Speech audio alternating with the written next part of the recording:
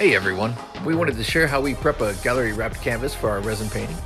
You can see the materials used being held up to the camera or down in the description below the video.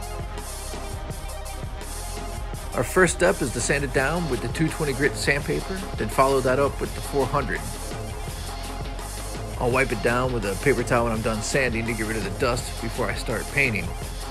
I like to elevate the canvas with some painter's pyramids, and it's time to lay down some flat white house paint.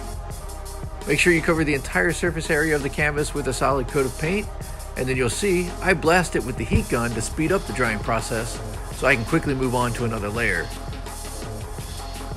It's important to make sure the paint is dry before adding that next layer though, to avoid any rough spots.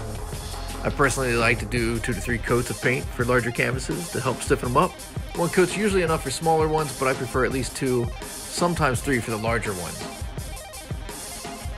I'll make sure it's nice and dry, then finish it off by sanding it again, starting with the 220 and then finally moving on to the 400.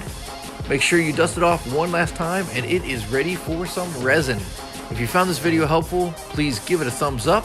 We post a video daily, so boop that subscribe button and ring the bell to get notified when they're posted. Thanks for watching.